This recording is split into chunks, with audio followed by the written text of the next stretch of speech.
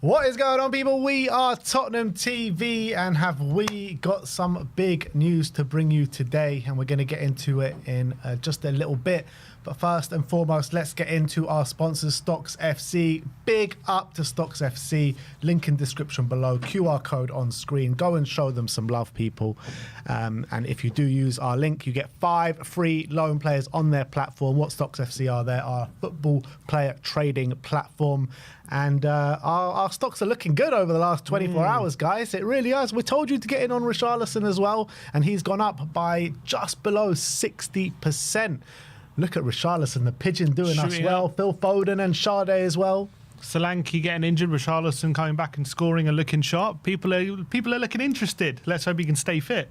Otherwise, his stocks are going to plummet again. But yeah, come on. So big up to Rishi Deki as well. He's up 15% now. So we said Mateta. Well, we predicted Mateta might go up because he's on a good run of games, and now he's got a couple of goals, and now he was down. He's up 6% now. So the stocks are looking in profit at the moment. So we're looking good. Yeah, a couple of players that we've been speaking about is Kyle Walker. Impending to go to AC Milan very soon. It looks like he's going to replace Kyle Walker, so that could be an interesting one, because where is he? He's here. He's got sorry, where is Walker? Let me get him up.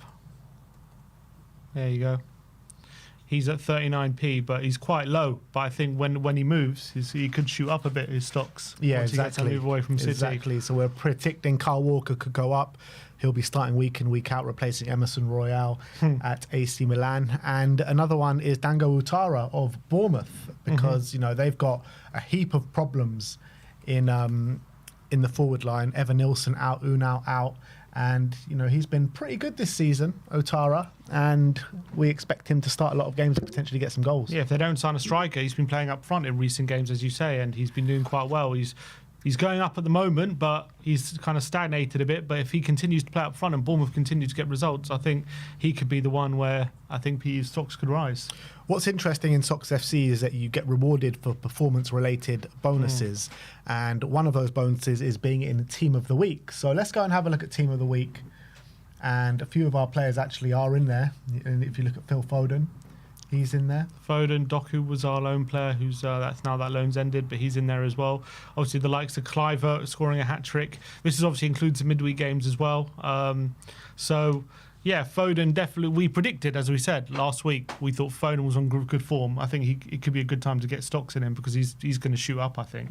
And there you go, he's in our Team of the Week, so we get rewards for that. All right, so there you have it. Go and show Stocks FC some love in the comment section below. QR code on screen. If you use our link, you do get 5 free loan players. But without further ado, let's get into this Tottenham update. And we're going to start off talking about big Ange Postecoglou. John Cross saying Postecoglou's immediate future is secure, but he now faces a decisive week in the club's season with 2 crucial fixtures forthcoming as the club look to remain on track in Europe and kickstart a revival in the league. Sammy Mockbell says, how the players view Postecoglou differs depending on who you talk to. Some still swear by their boss, others are less convinced. Certain players have privately complained about the demands of training and the schedule. The club's injury list does not ease some players' concerns that the output needs reducing. And he also goes on to talk about potential other bosses as well that Spurs could be looking to get. And he's talking about Johan Lang being a big admirer of Thomas Frank, and Marco Silva would be a candidate for Spurs if Spurs were to go and make that managerial change. But he does say that Postecoglou's job is safe for now. But a lot of people across social media and journalists are saying that, this is a very decisive week for Ange. And if he does go and lose to the likes of Hoffenheim and Leicester, then Spurs could push the button. They're not saying that. They're saying it's a decisive week for Spurs and their season, which is definitely true, because obviously we've got Leicester, who are bottom of the league, near the bottom of the league, and we are hurtling towards our relegation zone. And obviously we've got Hoffenheim in the Europa League, and we need to get in that top 8. And it's absolutely right. It is a crucial week for Tottenham. They're not saying if he loses, they'll push the button, but they are saying it's a crucial week, which is absolutely right. Now, that what you're reading about the players, not a total surprise at this point. Obviously, it's very worrying signs if you're Ange Postecoglou, because usually we see, as you said, as we've all seen with previous managers, is this something being fed by people inside in terms of a precursor for potentially sacking Ange? Because we've seen that many a time when players start to complain and there's a bit of disgruntlement there, then all of a sudden things can spiral quite quickly, and we've seen that story before many a time. We saw it at Poch. They complained about there being overworked and double sessions. We've seen it with Mourinho. They said there wasn't enough kind of training stuff. With Conte, they complained about a really bad atmosphere around the training ground. The reality is, with the results that they are, and continually losing games and the position we are in the league, I'm not surprised that there's grumblings at the moment, and I'm not surprised that these are professional footballers who believe they should be battling near the top of the league. Of course, Maddison didn't come here to be 15th. People like Decky has gone out with great mentality. He's obviously not happy being in the position that we're in. I'm sure none of the players are. So when we keep losing games, they're not going to think they're at fault, I think, a lot of the time. So there will be complaints. Obviously, it still says he's retained support of some other players as well, but it doesn't surprise me that the players, with the form that we're in, they're starting to point fingers at things, and that's not a shock, to be honest. In terms of they're complaining about the schedule, is it the training schedule they're saying, or is it the game schedule? Because the game schedule, obviously, we can't do anything about that. In terms of training, from what I understand, I watched a video from Ali Gold yesterday, and the training schedule is pretty much like, because we're playing every 3 days, we don't have as much time on the training ground as we would like, and we actually are spending a lot of time at this current moment just doing a lot of rest because we're losing so many players. We just need to get as much rest in these players as possible so as to keep them fit for the weekend. That's what Ali Gold is saying. I don't know if that's true. It's both. I think it's both that they're complaining about. They're complaining about, what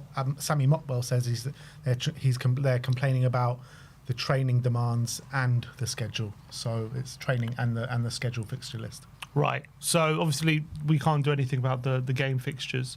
In terms of the training demands, I'm just going off what Ali Gold said, and when he was talking about it on his video 2 days ago. He's saying at the moment the training isn't as kind of intense as it was at the beginning of the season, because it can't be, because we've got all these injuries and we need to keep these players. We need to give as much rest to these players as possible. That's what he's saying. This is obviously before this article. That might be in this very moment in time, but they might be alluding to just in general what the training's like, and Ange Postecoglou. And I've heard that a usual training session for Ange Postecoglou is a lot of sprints, and he works the players very hard, which you would assume that any manager would work the players really hard in training, but maybe a lot of sprints in training could be a factor in hamstring injuries. Potentially. I don't know how much compared to other teams we do. Obviously, we want to be the most intense team in the league. We want to overwhelm teams physically, and of course, at the moment, we have a lot of injuries, and it's very, very tough to do that. And in fact, the players that are, we're trying to keep fit and we're trying to keep playing a similar way. I do think there's been some adjustments in recent weeks because there just simply have to be. But obviously, that is when you kind of commit to that way of playing and you commit to trying to be the hardest runners in the league. There is obviously a risk that can cause injuries. Now, the problem is, it's the amount of injuries that we've got at the moment. I think a lot of it, I don't think is all down to Ange. There's, we've got 11, 12 injuries at the moment. You could probably say half are just down to luck in terms of when you look at the injuries. But there are a significant amount of muscle injuries, and that can't be ignored. And as well, I think the big issue for me is the players coming back and getting re-injured, and who's to blame for that kind of scenario. As I've said, I'm sure Ange takes responsibility. Is at fault for a few of these injuries as well. I don't think he's blameless for the mess that we're in, but I do think a lot of it is not down to him. I think a lot of it is circumstance, and that can't just be put on his head. But unfortunately, he has to kind of front up with the squad that we have at the moment. But it's not just the injuries, is it? It's not just the injuries that's putting us in a situation like this. It's players that are very tired playing on the pitch right now, and there are options to change it and alleviate minutes from these players, and that's purely down to Ange. Right now. Yeah, right now. Well, we've got so little players. We do. And whoever we Reguilon play, we're sitting going to be tired. Whoever we play. Reguilon's not tired. Pedro Porro could have easily been taken out the firing line in multiple games and played Jed Spence at right back and played Reguilon at the left back. Maddison has been coming on in half an hour games. Yes, I know he started the last game and started at Tamworth, but apart from that, for the past month or so, he's barely started a game. He's been coming on in last half an hour, so he should have energy to play instead of potentially one of the midfielders. So there have been options. I know maybe not for all the players, but definitely for some of the players. Okay, and again, how he manages the squad, there are question marks about that. But I think at the moment he's got his hands tied behind his back a lot of the time with what players he has available. You can nitpick a few things here and there. I think it's personally, I do think it's nitpicking. I think you can say, oh, he could have done this, he could have done that. I'm not there in training. I don't know why he decides that's the best course of action for some things. He could have played Reguilon, he could have done this. He could, Matt, he's trying to give. I think we've said before with Maddison that. He's picked up injuries before. Maybe he's trying to manage that situation, and maybe that's why he's been resting a few games. We know that Brennan's now picked up an injury.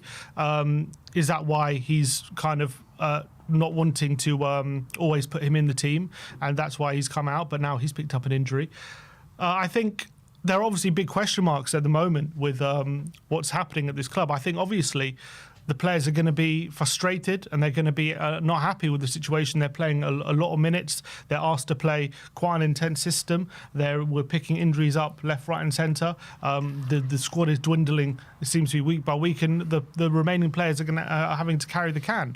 And that's maybe why we're hearing these things. The problem is the more we lose games, you don't get support for losing games. You need to get wins on the board, and the only thing that changes it is results. And that's the only thing that changes the mood, and that's the only thing that changes how players feel and how fans feel. You're not going to get more support from fans and players even with each loss. That's the truth. So the more you lose games, or whatever the circumstance, there's going to be people turning 100%, and that's probably what we're seeing at the moment. So the guy needs results, whatever the situation. But Ange needs to do all he can to help the players on the pitch, and he's not doing that right now. And that's. It's clear to see, you can say all you want about not being there in training or not, but you can see on the pitch the players that are struggling clearly week in, week out. And yes, maybe some of them can't get rest and some of them are not able to get rest because of the state of the squad right now, but some of them are. So it baffles me. I've said it time and time again over the last couple of weeks. It baffles me how some of these players are not playing more than they are, because there are options. We do have some options, albeit limited options, but there are options. Yeah, I mean, again, he could have played Reguilon, but he doesn't play him. He decides not. Obviously, Spence is playing a left back every game at the moment. Porro's being asked to play a lot of football at the moment. Porro's played the most minutes out of everyone in the squad this season, right? And we know he has to play on Thursday. So what sense was it to not play Reguilon on Sunday? Was there any sense to that whatsoever? He thought it was the best chance of getting a result. Yeah, but what sense is that? Like, how can you compute that in your mind, saying Porro is knackered? He's getting, he's getting caught out of position, maybe due to the tactics, and also because he's looking knackered. But you've got Reguilon sitting there, and not having any minutes whatsoever. He's here. He's getting paid wages. Put him on the pitch. It's not rocket science. Yeah, you can criticise him for that if you want. That's fine. But I think for the majority of the situations, he is completely hamstrung right now. And I think it's because of the situation we're in.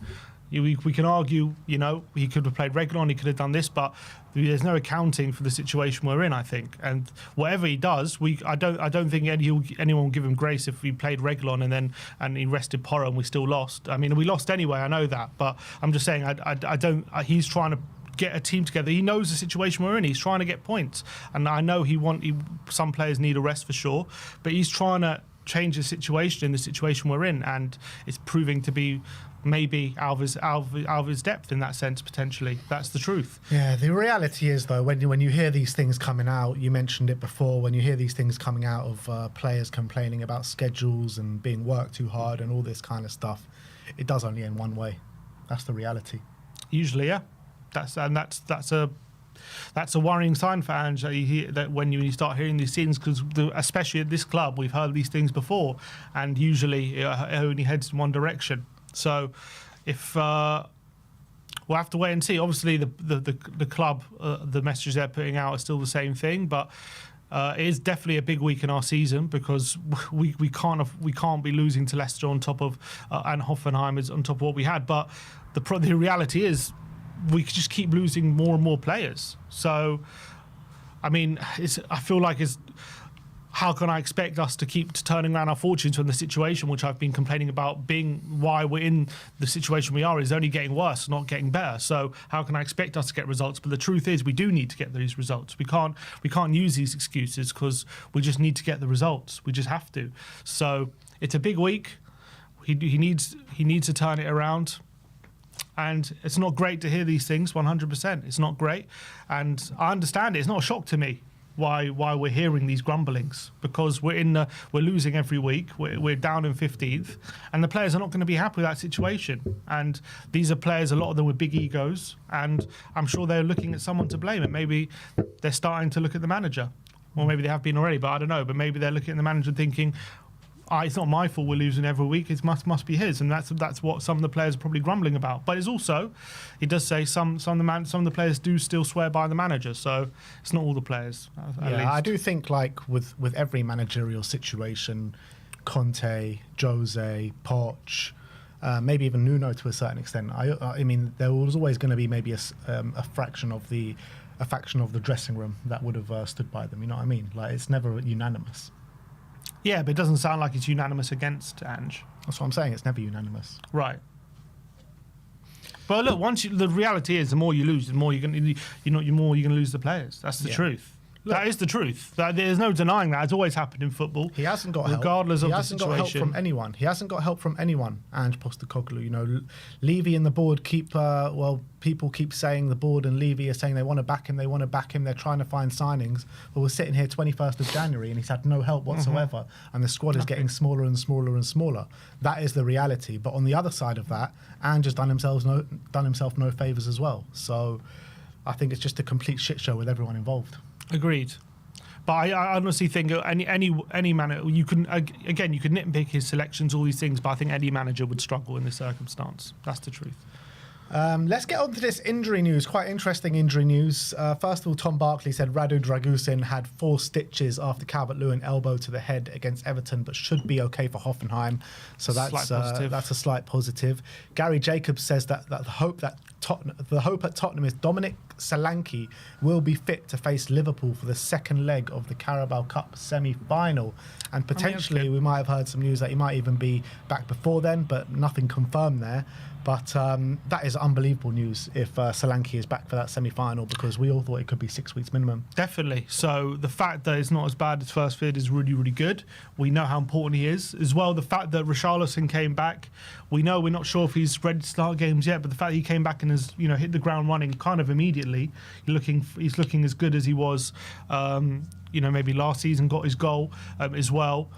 I think that's really great news. So the problem is, will he be in charge, Ange, for that semi-final? We'll have to wait and see at this point. That's maybe up for debate, but we're obviously going to need Solanke for that semi-final. We know how important he is to our team. So hopefully for the next few games, if Richarlison could just carry the can for a few games and then wait for Solanke to come back. We didn't need every kind of player we can at the moment. That's the reality. But it could be a bit of a shot on the arm if we can have Solanke, maybe even Romero and Van der Ven for that semi-final. And that is very good news, because if he's out for 6 weeks, even going to be out for the next few games is bad, but if it was going to be 6 weeks, I think there's a little chance Ange would have been here by the time he's back, to be honest. Yeah. So I think it's great news. And in terms of other injury news that we've heard is that Bentancur should be back and available for selection for Thursday night. So that's a massive positive. Yeah, the protocols are over. So yeah. Brennan Johnson, Timo Werner seem to have a similar time frame as Wilson Odobert, who's expected back early to mid of February, so about just under a month until they're back. And Romero and Van der Ven both should be closing in on their returns, hopefully in the next week to 10 days. So how many games? Well, who do we play in between? So we're saying after the Elfsborg game? Is that what we're saying for Van der Ven and Romero? So let me just get up the fixtures. Because in that time, because that's the next 3 games. Yeah, it's just a question: do they come straight back into the team? like straight away when they're back. We don't know. We haven't seen them in training. I'm just saying if they're going to be back in training. The dates are supposed to be for Elfsborg and potentially maybe back for the Brentford game. What's the one? And after Brentford is Liverpool. Yeah, Brentford's just a few days before Liverpool, so maybe they only just come back for the Liverpool game. It's going to be difficult. It's going to be difficult because we did that last time, and if either of them pick up an injury once they're back in that game, people are going to accuse Ange of rushing him back again. If there's any sort of thinking in the mind of Ange Postecoglou or the medical staff or anyone that there are slight risks going into the game, don't play them. Just don't play them. Like, there's no need. Like, there is a need. No, there's not, because you're going to hurt yourself even more. You're going to hurt yourself way more. Unless we can get them through it. Nah. If they're a risk, don't do it. Do not do it, because if they're a risk, they're going to go down in the game more than likely, and they're going to be out for another 3-4 weeks, maybe even more. So there's just no point to it. You're just going to hurt your season even more. If there's any risk that they're not ready to start, then don't do it. If they're ready to start, then like if Van de Ven is the same risk as he was, Ange says, we were planning him to play in 70 minutes. Don't play him. Just don't play him. Just wait until they're fully fit. But the Romero one, there was, there's nothing you could do about it. That's just luck. You know what I mean? He was ready to start. He was a toe injury. He didn't have a muscle injury. Comes back and then has a muscle injury. It's just but I'm talking about the Van de Ven situation. I know. I'm just saying, but sometimes it's just luck.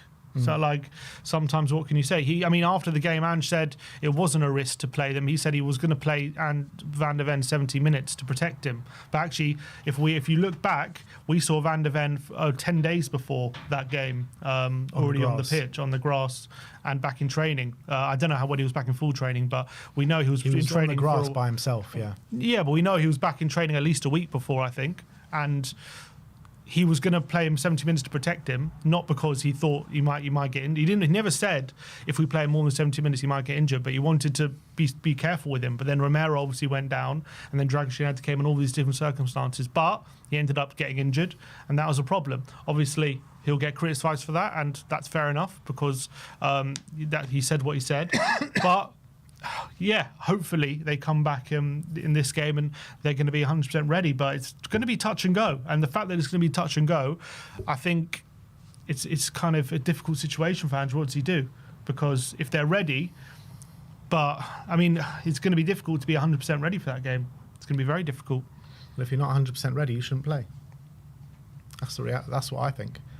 Because you're not even going to be at your best, I don't think, if you're not 100% ready as well. So you need to be 100% ready if you're going to play, especially against a Liverpool team that's going to put you under a lot of pressure as well. Those hamstrings are going to be put into big use against Liverpool. So if you're not 100% ready, I know it's a massive game, and I know obviously we don't have the options right now. And if you Van de Ven and Romero don't play, you're looking at Ben Davies and Archie Gray, or Ben Davies and Dragic, or Dragic and Gray. I would just prefer to leave Van de Ven out the firing line so we can prolong his season pretty much.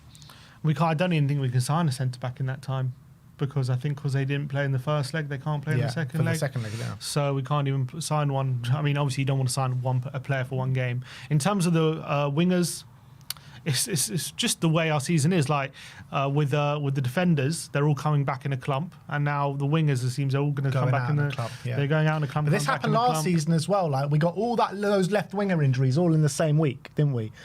Manor went down. I think Son went down. Perisic went down. I don't think Son had an injury last season, did he? Did he not? I thought he went down away. For a little bit. He went away. He went away.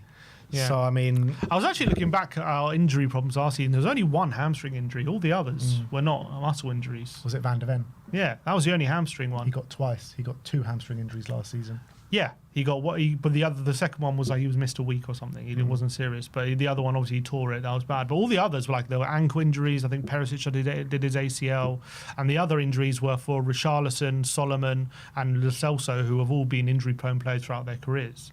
So Van de Ven, though, has had 4 hamstring injuries since joining Spurs. He only had 1 prior to joining Spurs. Yeah. Albeit I heard it was a very bad one. Yeah. It was a very bad one, but that's what I'm saying. He's only had 1 prior to joining Spurs. And then but once 4. you have a significant one, you can redo it. That's what they say. We're desperate. We're desperate for a left centre-back that's on a similar level to Van de Ven, that we can really reduce his load. Desperate.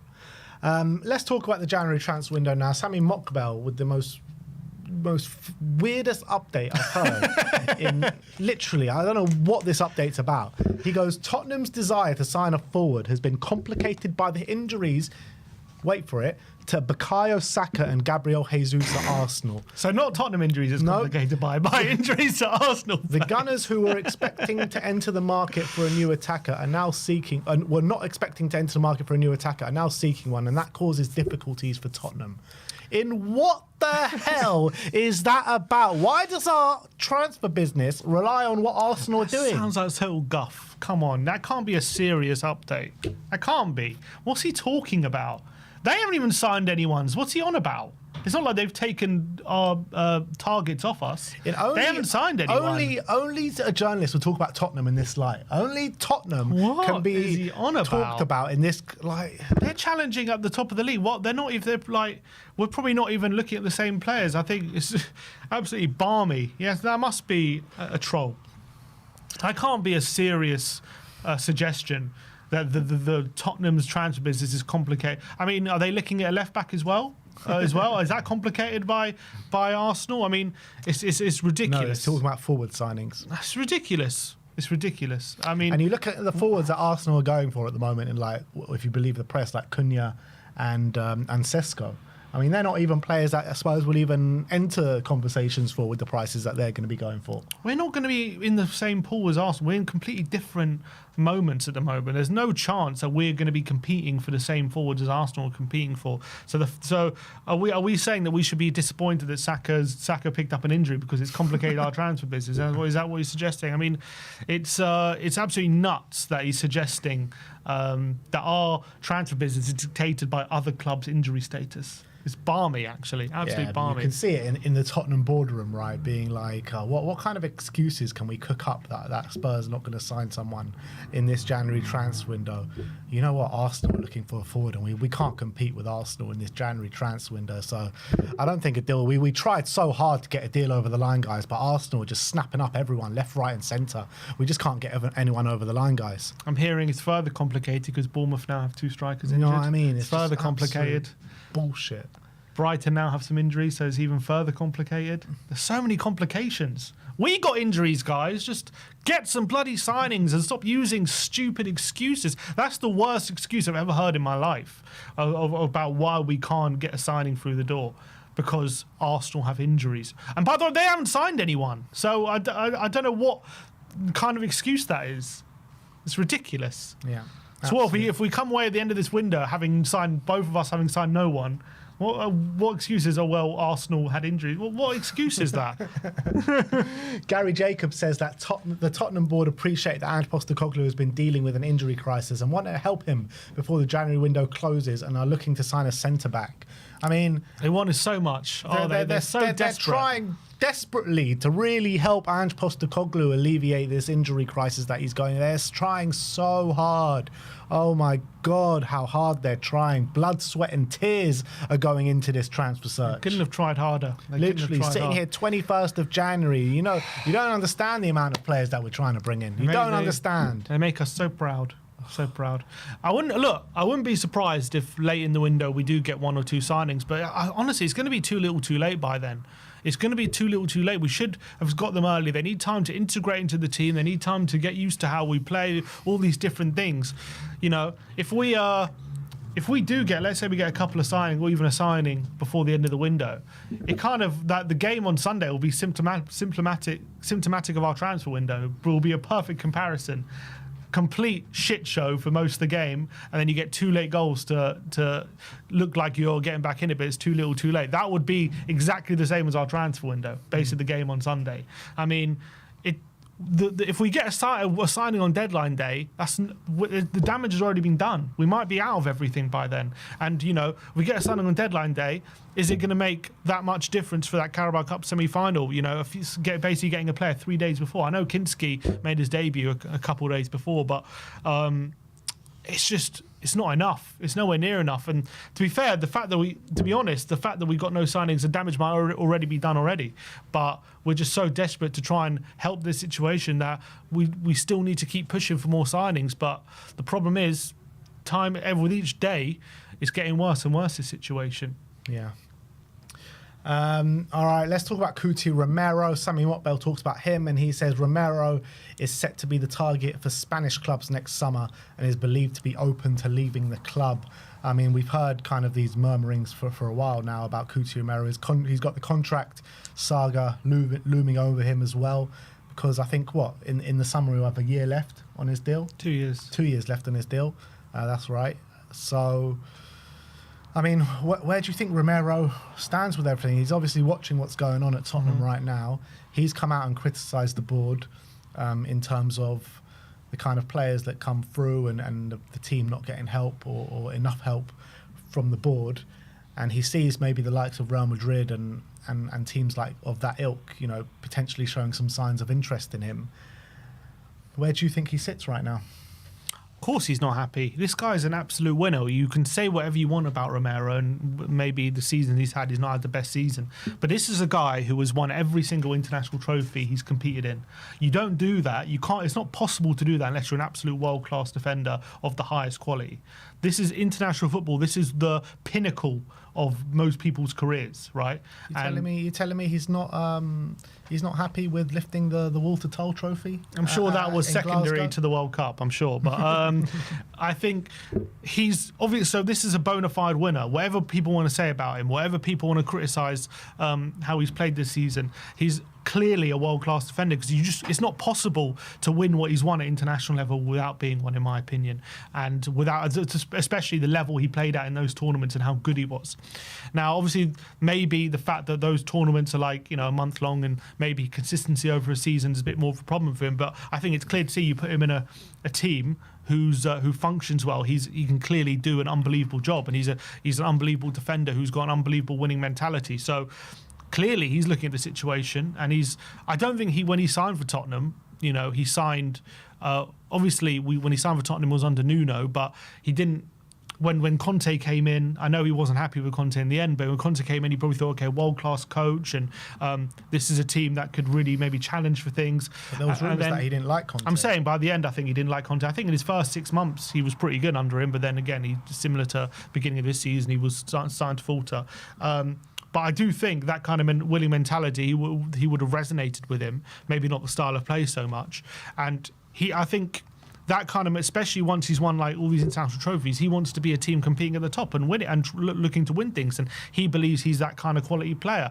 And now we've started this rebuild under Ange. And I think last season, he was probably saying, okay, we've gone in a new direction under Ange. I like the football, and let's build on it. And he's probably looked at what happened in the summer and the direction we're going in, and he's clearly not happy with it. And maybe, I'm not saying he's downing tools, but in terms of keeping up his standards and psychologically being at his absolute best, I think he's struggled with that. I think that's clear to see this season. He hasn't been at his best this season, even when he's been 100% fit. He's been injured now for 6 weeks, and we've absolutely fallen off a cliff since he's been out of the team and since he's been injured. And I'm sure he's not happy with the situation. I'm sure he's looking at this and thinking, if I get an offer from one of the top clubs, I'm going to go, because I don't want to be this football club where they don't take winning seriously. I wouldn't be surprised for 1 second that that would be his thinking. But the reality is he hasn't been good this season. He's been injured for the last 6 weeks, and we are still going to demand quite a hefty fee for him. Now, Madrid, they're saying Madrid could be looking at Saliba. They could be looking at other defenders as well. I think, as I said this at the beginning of the season, you need to be at the top of your game. You're kind of only as good as your last season sometimes, and you have to be at the top of your game if you want these big clubs to pay big money for you. And unless Tottenham are going to accept a reduced fee potentially, I don't know if these top clubs are going to come in for him necessarily at the end of the season, unless he has a really good second half of the season. Unless he comes back and plays really well. If he comes back and plays like he did at the beginning of the season, I don't know if teams will put up the big money for him, in my opinion. I'm not sure. You look at it as well, like Saliba's not exactly been at his... I know he's still been very good this season, but he's been nowhere near, I don't think, the player that he was the season before. I feel like Gabriel's like overtaken him this season and being like the top centre-back at Arsenal. I think like when they are making mistakes at the back line, it comes from Saliba. And Romero as well. Like a lot of goals that we conceded in the early stage of the season came from him. So, I mean, I wouldn't say the situations are similar. No, I agree, but I look at Romero and the way other teams will look at Romero and just look at what he's done in his career and how pivotal he is for that Argentina side and the trophies that he's won and the winning mentality that he does have. I think the only team that could probably afford him would be Real Madrid. I don't see any other team actually going for him, and they've got a choice to make whether it be go for Saliba or Romero, or even go for someone even cheaper, like a more up and coming player. So I kind of do agree to a certain extent. I don't see a way that Romero gets out this summer. I feel like the only way unless Romero he has an goes, unbelievable second half of the season, and maybe convince teams. Even then, I don't think so. I think like if you're convinced by Romero, I don't think the first half of the season is going to unconvince you about him. No, my point is, that's my point. My point is if he continues to play like this in the second half of the season, I think that's when people will start to really question.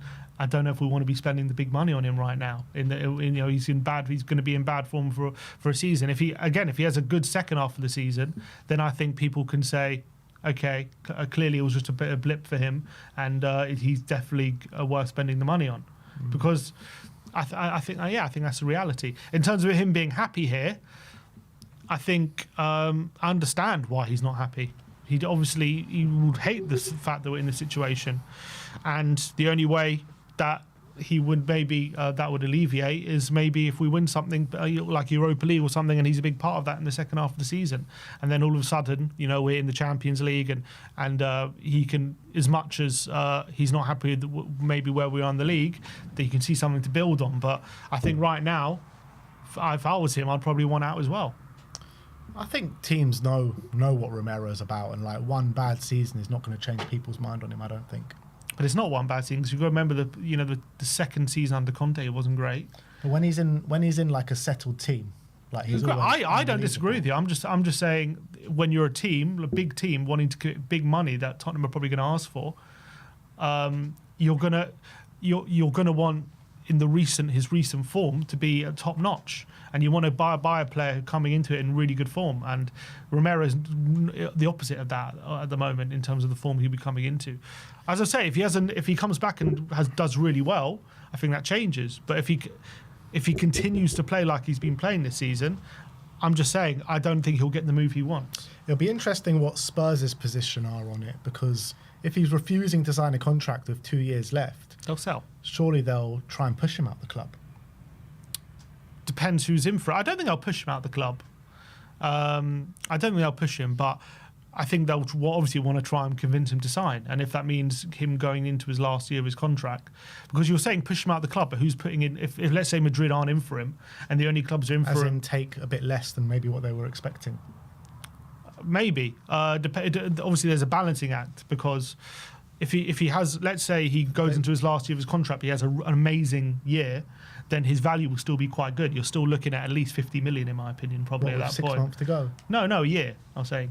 Oh, you mean have a good season next season? Let's say he kills it next season. Let's say he stays and kills it next season and has an amazing season. He's still got quite high value. I would say next season, this summer, if we want to sell him, you're looking at, probably 70 million or something like that. Depending. Again, it all depends. I think Tottenham would if big offers come and he doesn't want to be here, we'll sell.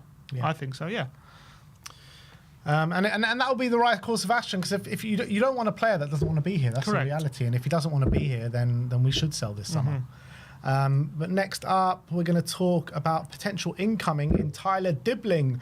Florian Plettenberg says half of Europe is chasing their 18-year-old super talent from Southampton. RB Leipzig are prepared to pay 30 million euros for the versatile winger. Southampton, however, demand much more, partly because Tottenham and other clubs from the Premier League are heavily involved in the race. Contract until 2027. The latest for the summer transfer at the latest, the summer transfer window, Dibling is one to watch. So they're saying he's going to be going from now until the summer out of Southampton. I would love to see Dibling at Spurs, but if we were to sign Dibling, it has to be alongside, more established players as well, because we can't just keep filling the squad with 18-year-olds. And also, reportedly he's out for 6 weeks, injured. Yeah, he is, yeah. So it doesn't really help the situation we're in right now by signing him. We're still in that same situation. In fact, we're adding to it by signing another injured player. So Yes, I like him. Don't get me wrong. Actually impresses me whenever I watch him, to be honest, Tyler Dibling. He's a very broad-shouldered, very strong runner. He reminds me of, in terms of the way he runs, the way Gareth Bale used to run when he used to play for us. Like, he's got that kind of running style, very powerful runner, big strides. Obviously, he's 18. He's still got a lot of, in terms of quality-wise, I'm obviously not seeing the shooting technique I saw from Bale, but Bale didn't have that shooting technique maybe. Sorry, he did. He actually had good technique at 18. He was actually class at those free kicks. Do you remember when he first came in? But to be fair, smashing them in the Championship. Yeah, to be fair, Dibling has scored a few goals, hasn't he? Maybe not the bangers that Bale used to score, but he has scored a few goals. So I really like him. I would love him at Tottenham. I think actually he's pretty perfect for us as well.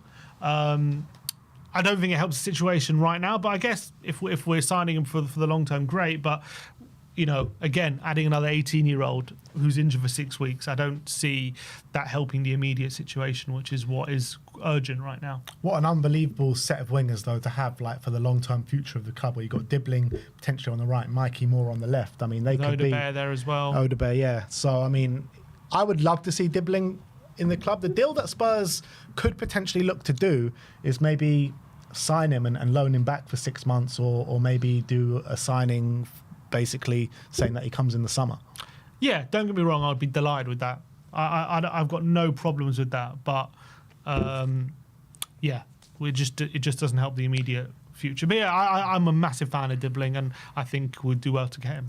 How much do you reckon that Southampton will sell for? They're saying 30 million is way too small for a player like him, and I agree. Like, you're probably talking about, what, 50 million? It's mad, isn't it? Yeah, you got Brennan. We paid similar 45 or 40 to 50 for Brennan, and that's what 50 million gets you these days. It's not even an established player. But yeah, you're probably looking at that kind of money, unless maybe they might reduce it a bit if we allow them to loan back. But I don't know. Probably you're looking at 45 million, I would say. I think that'd be a good deal to do. I think 45 million for someone like Dibling would be good, but that's a hefty, like, I'm sure when you look at our, like, say, budget for this window, I don't think it's going to be hundreds and hundreds of million, right? And if you say, okay, we're going to splash 45 million, that must be a hefty part of our budget for this window, if we have a budget, that is. Yeah, but I mean, it should come out the summer budget window if we're going to do a deal for Dibling. We need players that can come in and make a difference right now, if we're going to use the budget, whatever the budget is for a January transfer window. Yeah. And last but not least, let's talk about Milan Skriniar. The Mail are saying that Spurs had been offered the chance to sign PSG defender Milan Skriniar, but his wages have provided to be a big stumbling block. I mean, it doesn't surprise me, to be honest. Again, to be fair, he's not a great fit for the system. I think we can all agree on that. I don't think he's a perfect defender for like what we need. But if we're looking for a stopgap for the next 6 months just to fill in and help provide some numbers there, could he do a job in certain games where he's keeping us a lot more solid than we are now? I do think he could do that, especially in... I think there are definitely certain games he could do a job for us. But is he a player who I think can come in and play every game and not be exposed in our system and be the right fit? Probably not. But I think with Romero and Van der Ven coming back soon, like, I wouldn't mind him to come in and kind of just be fourth choice or whatever, or step in. He's probably still better than Radu Dragusin, to be honest. Yeah, but you can't bring... I don't even think it's a possibility to bring in Skriniar, because if you bring in Skriniar, you have to buy him. You can't even loan him because of the loan situation. Yeah, so I wouldn't buy him. Yeah, I wouldn't buy him. So that puts the end to that. Yeah. But that is your Tottenham update. Let me know in the comments section below your thoughts regarding all the news stories we brought to you today. Hopefully Johan Lang is working in the darkness, and we'll have some news for you in the coming hours. Can you just work in the light, Johan? Because I'm getting sick of this. Come on. It's such a contrast, right, to the way Paratici worked and the way Lang works. They're like the polar opposites, aren't they? We need something to cling on to or something. Like with Paratici, like, he would deal with like 10 players at a time, and all those players would be out in the open, and you know exactly who Spurs are going for. Now you're just like, it's anyone's guess. We're just feeding off scraps at the moment. We're looking at, who are we signing? Anyone? We doing anything? Like, come on, give me some sort of hope that we're actually in the market, because the days are ticking over and we're not hearing a peep from anything, and which I guess is by design, but it's not any less frustrating when you're a fan of the club knowing how desperate we are for signings. Yeah, but as the days go by, the 21st of January now, days go by, I mean, you just get the feeling that nothing's going to happen. We're gonna be sitting here at the end of the window, no signings announced, and it'll be like, it was so quiet we didn't even announce them. It was so quiet that we didn't even hear that we signed these players. That's how quiet he's been working. Yeah. All right, well, let us know in the comment section below your thoughts as we move on. Let's get into a couple of super chats. Let's go to SLG saying, was Jan Min-hyuk a Levy or a Postecoglou signing? I mean, that's definitely a Levy signing. 100%. That's definitely a Levy signing. I mean, look, again, I'm not against it, and he clearly shows potential, but the fact that he can't even get on the pitch against Tamworth probably shows how off it he is. The thing is, he's been on the bench, though, last few weeks. He was on the bench against Liverpool. So I don't understand why against Tamworth he didn't just get a few minutes just to get his first appearance out the way and see how he fits in. But clearly, Ange must feel like he's well off it because he's not getting any game time, and if he's not going to get any game time now, then when is he going to get game time? So clearly there's a big adjustment period for him, because even like people like I know that, let's say Bergvall, similar, same age, and coming from, in terms of the Swedish league, it's probably a comparable league to the K-League. So it's not like there's a world difference there, but clearly Bergvall came and he felt he's a lot more ready to contribute straight away. And obviously Gray came in as an 18-year-old, but obviously he had championship experience. But he's coming from the K-League, having been up for Player of the Year in the K-League. I think got in Team of the Year. Yeah. And he must feel like he's way young up Player of the Year. Yeah. Or young Player of the Year.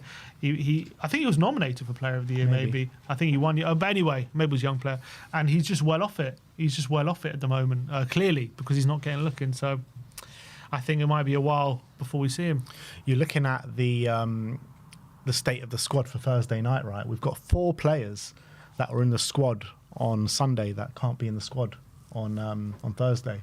And I think there's only one inclusion that we can make in Rodrigo Bentancur.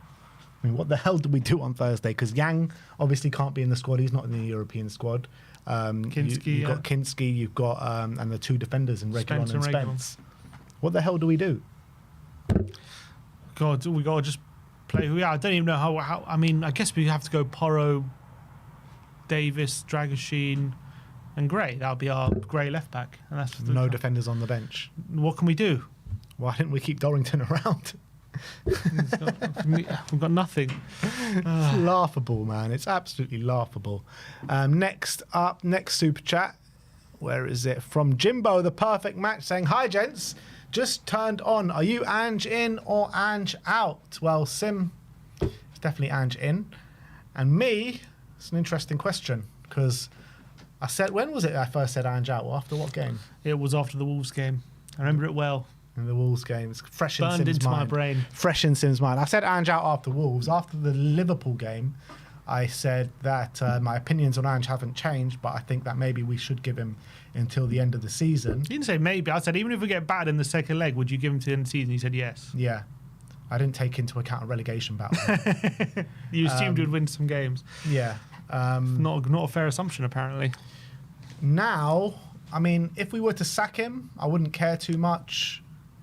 If we're to keep him until the end of the season, I mean, I don't know. I really don't know how I feel right now. In terms of, do I think Ange has a long-term kind of job here at Tottenham Hotspur? No, I don't. And what he's shown so far at Tottenham, probably don't want him to have. However, I'm just praying and hoping and doing something that he just proves me wrong, because I just would love nothing more than Ange to prove me wrong. But I just don't think he has a future at this football club. And the more games we lose, the deeper we're getting into a relegation battle. We just can't let that happen. We just can't let that happen. So I'm not sitting here saying we must sack Ange now, but I don't really have much hope in him, to be honest.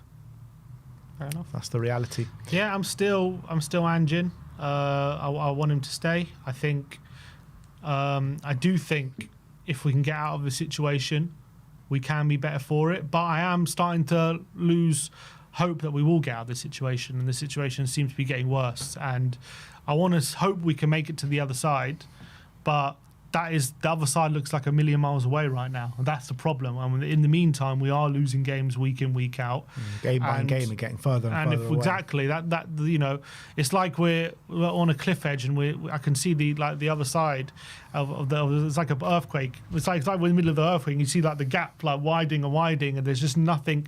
It doesn't seem to be getting any closer to getting put back together at the moment, and I want him to stay. I do think he can do a good job here, in my opinion, if he can get to that other side. I really do. But there is big question marks whether at this moment in time he'll get that opportunity. And yeah, what's your prediction of how this all plays out? I think my prediction of how it all plays out. I think at the moment, if I was to predict how I see things, I think there's a good chance that we will be out of everything in 7 games, and then his position is untenable, and then he'll be gone. That's probably the most likely course of action, to be honest. Not to say I think that's totally his fault or that's all on Ange, but I think the situation we're in, it's hard to see that not being the scenario. Do you think there's a case where he doesn't see that Liverpool game? What was that, 4 games time? 4 games time. 2 European games and the Leicester game.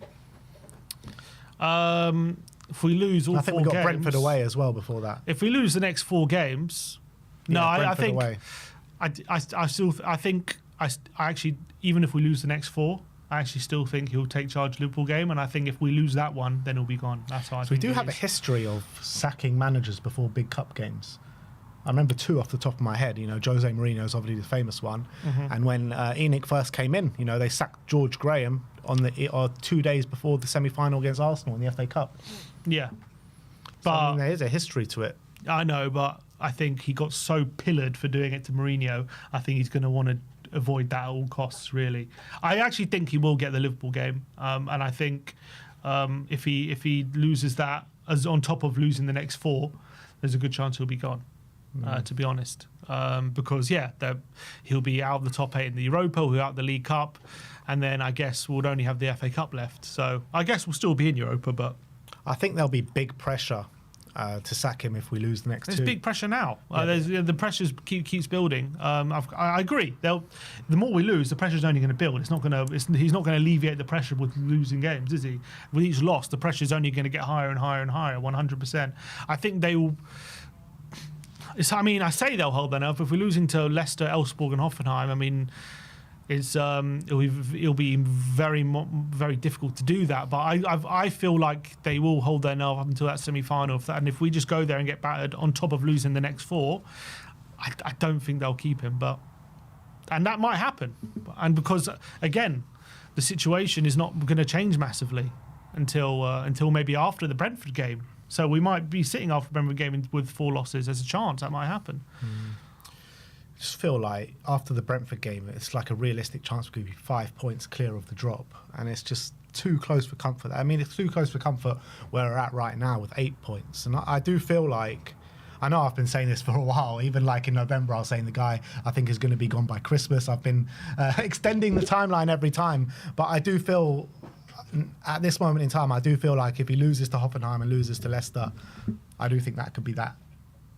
I don't know, like, if you lose to Leicester at home, like, what hope do we have? Leicester at home, they've lost 6 games in a row under Ruud, and they look absolutely terrible.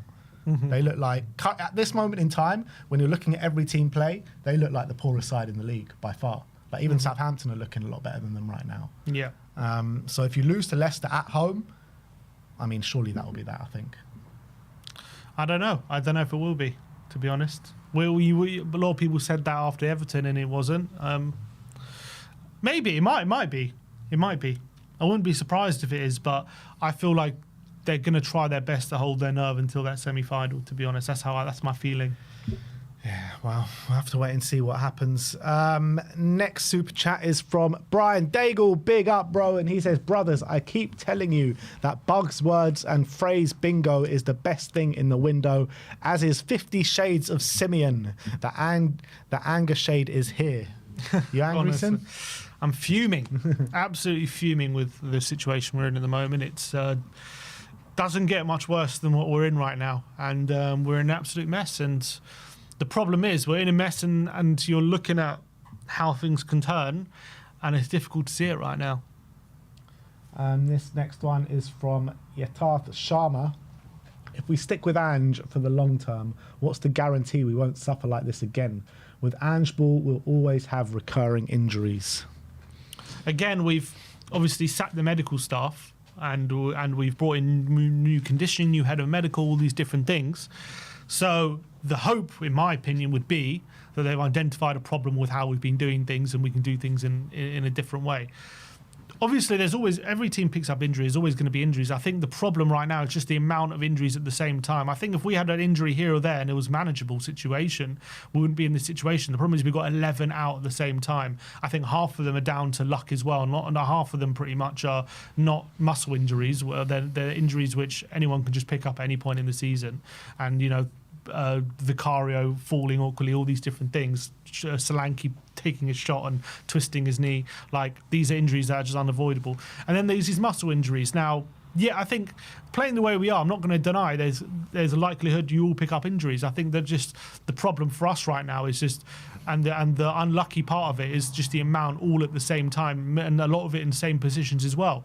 So I think look, no team's ever going to go for a whole season with no injuries. So all teams are going to pick up injuries.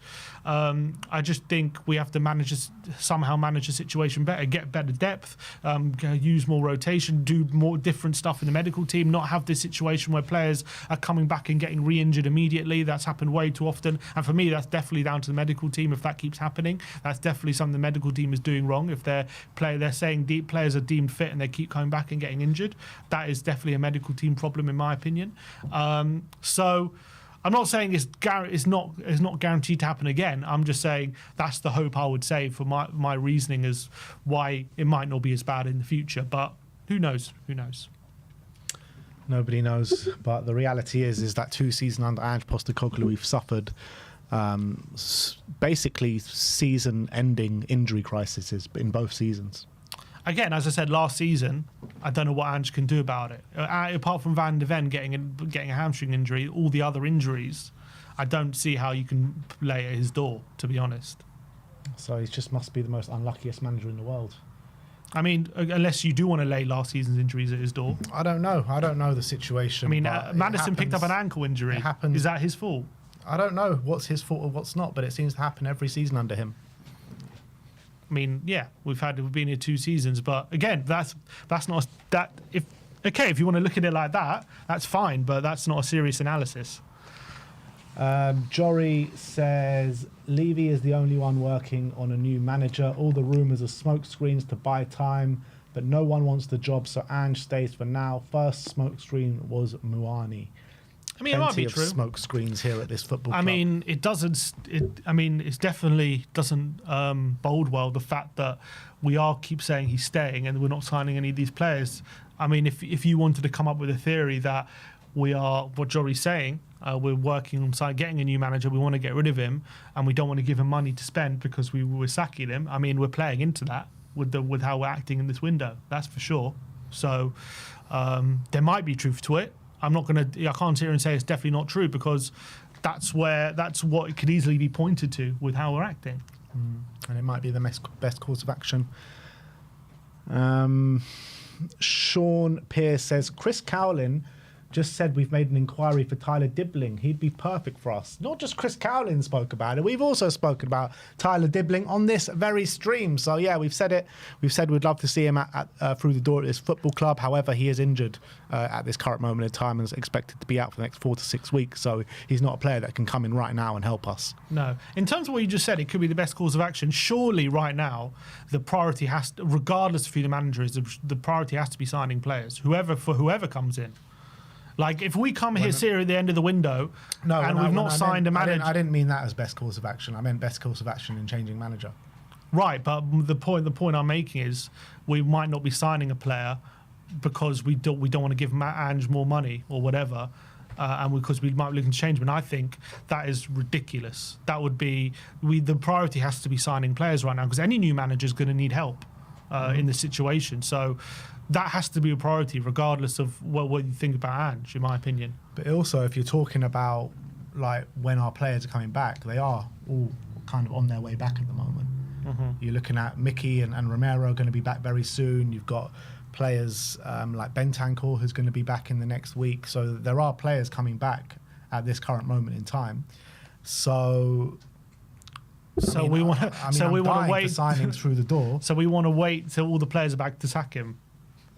I don't know what we want to do, but I think I don't know. I think Ange has spent here, man. Like what can he do? Like he's been terrible pretty much since the first 10 games of the season. Again, I disagree with that, but okay. What do you disagree with? I don't think he's been terrible. It's factually correct. It's not factually correct. Yeah, it is. It's not. Why not?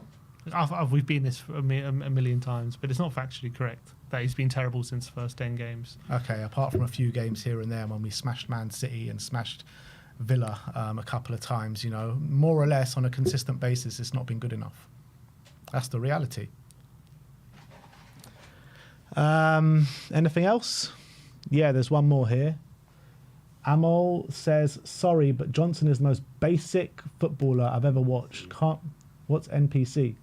Non-playable character. Non-playable character football I've ever watched. Can't believe we spent over 50 million on him. Yeah, I mean, it's hard to disagree, but you know what about Brennan Johnson, to be fair to him, he does one of the hardest things in football, and that's put the ball in the back of the net in a regularity. As much as you want to say about him, he doesn't impact games and stuff like that. Like, I do think he has a value in this squad. I just don't think I don't think we should be using him as our starting right winger. We need a winger to come in that's better than him, to start week in, week out. And to have someone like Brennan Johnson as a squad option, I think is something brilliant.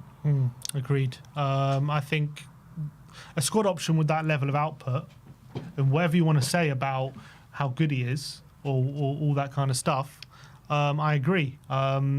He needs to be a squad player. He's a player limited player. He's got limited capabilities. So we need someone imagine that kind of output as a squad player with a world class or a top level winger in front of him. Then you've got the makings of good options there. But when you're relying on him week in, week out, there are just too many games where he's anonymous, and that's the problem. Not to say that's his fault necessarily, and he's a bad player, but that's the reality.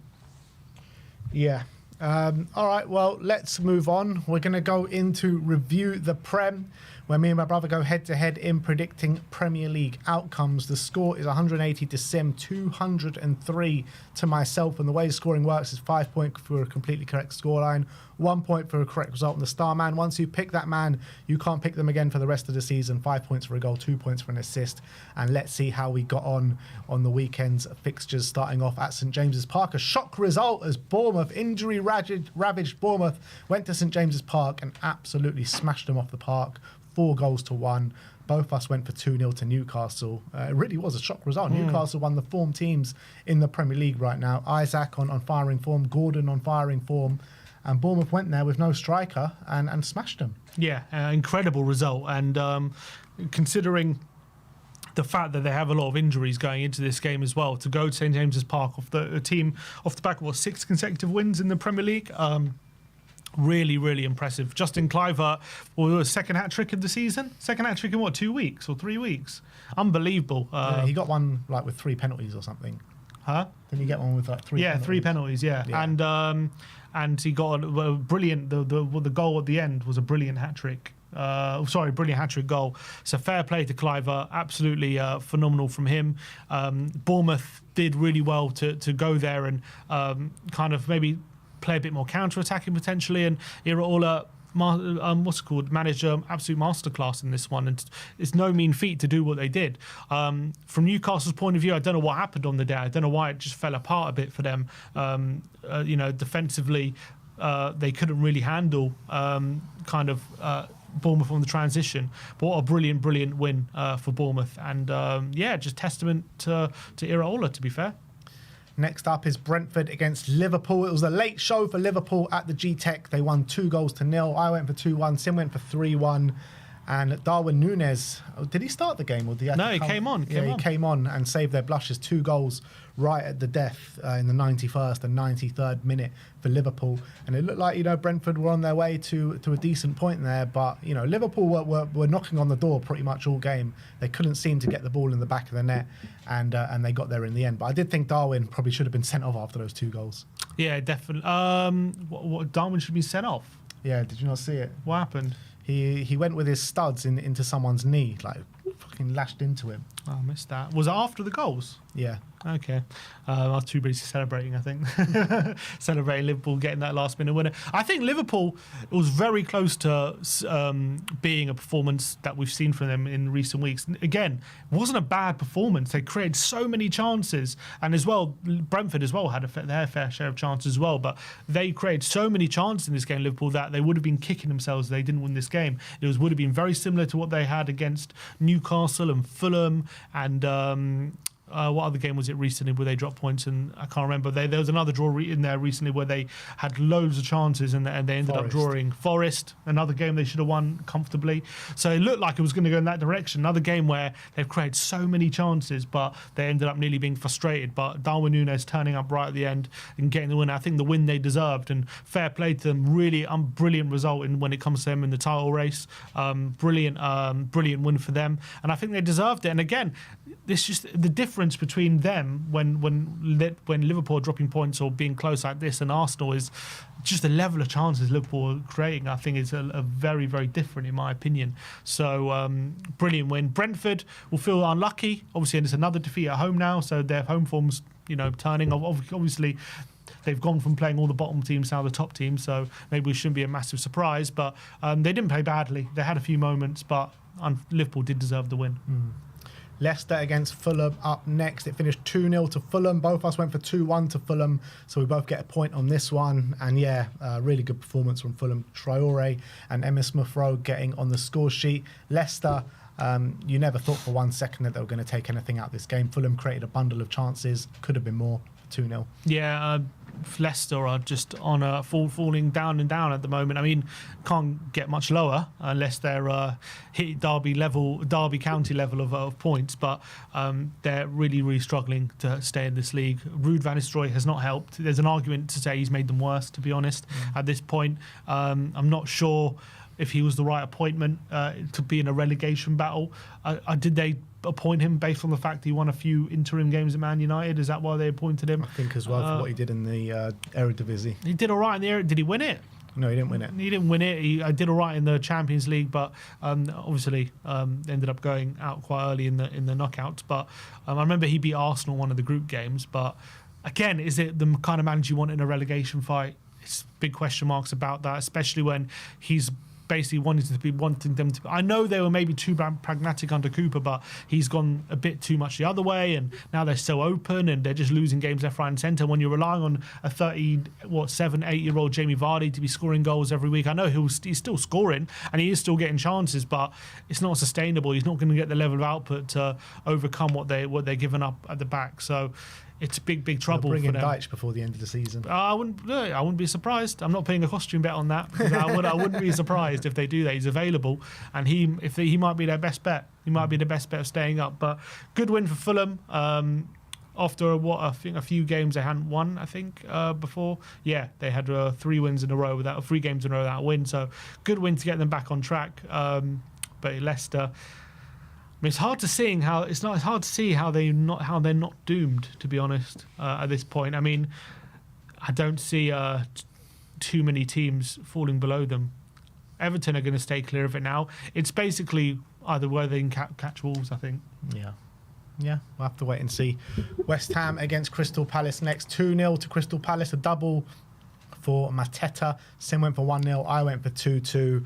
And I thought West Ham was shocking here. You've got this attacking manager in Graham Potter, and they just couldn't break down Crystal Palace for love nor money. And Crystal Palace, again, deserve the 3 points. And, great form they're on. They're on really good form, and they've really turned things around this season after a really slow start. They've now unbeaten. I think it's 1 loss in 11, and they've won 3 of their last 4 games. So I know Glasner's a good manager. He just needed time to turn things around, and he really has done so. They're such a solid unit. They've even got hit by the blow of losing Chalobah, who got recalled from Chelsea, and they've still put in a really solid defensive display. Mateta's now turned his season around. He's in really great form at the moment.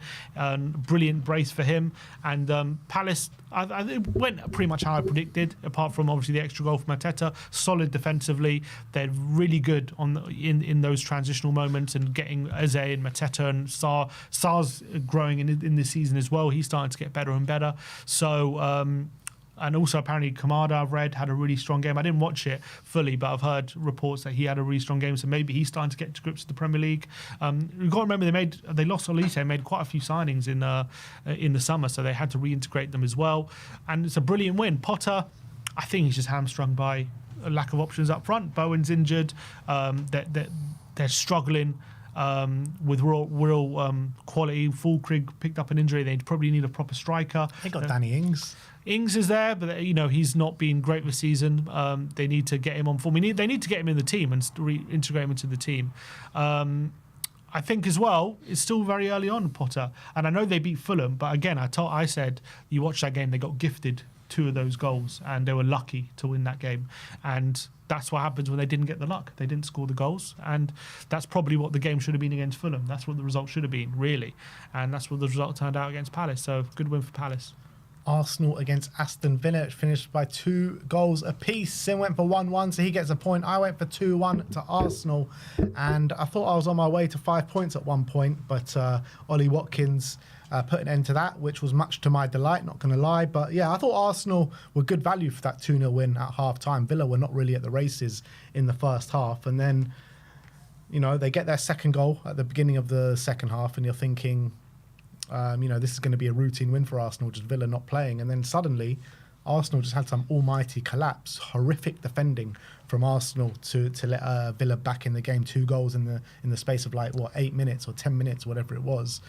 But the question point is always going to be the disallowed goal with Arsenal with a few minutes to spare. I've been fighting myself on this, but I've come to the conclusion now that it definitely was a handball. But the first time I saw it, I was like, definite handball. And then I saw it from a different angle, and I was like, nah, that didn't even hit his arm. That bounced off his belly and went in. And then I've watched it so many different angles, and so many different angles, it looks like a different situation. But then it was a handball.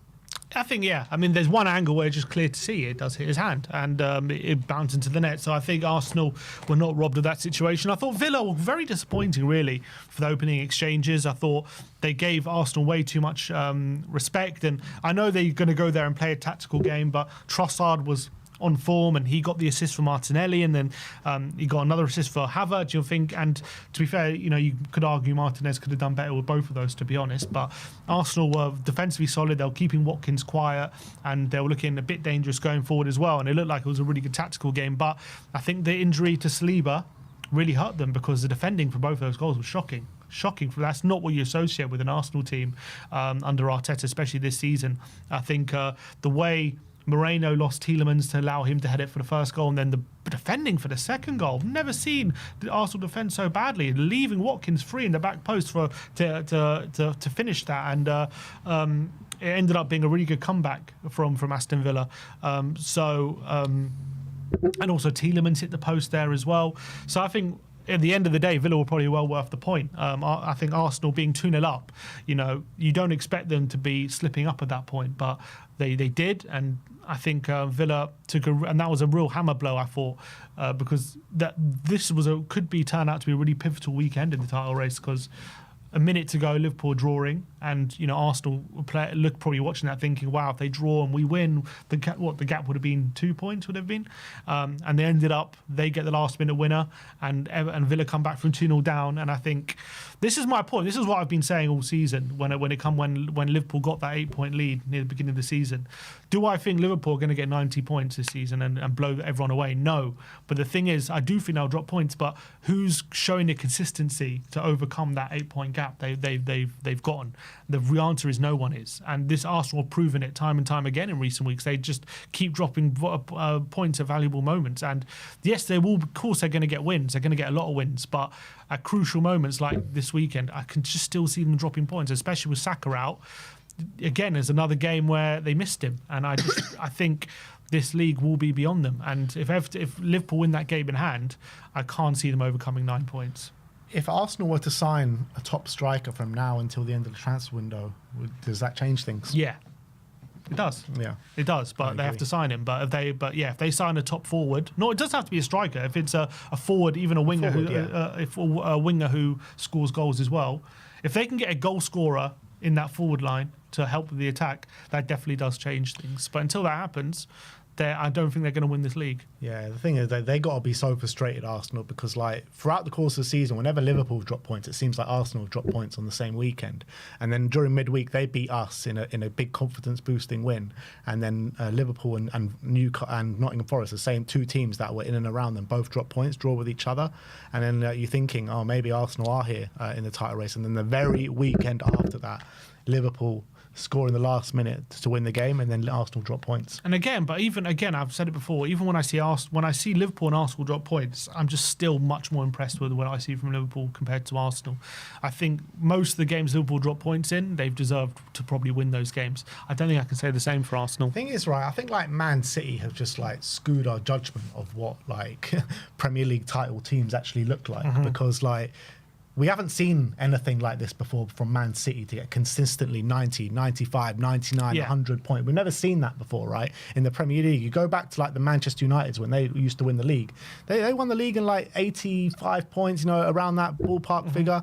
And this is what probably Liverpool are going to do this season. So it's like reverting back to the norm more than anything. It wasn't until really the Centurions in 2018 that we saw this level of consistency, high amount of points winning titles. That's the truth. And maybe now that if that era of dominance might be finishing, maybe we will start to revert back to kind of 85 points wins the league kind of thing. Yeah.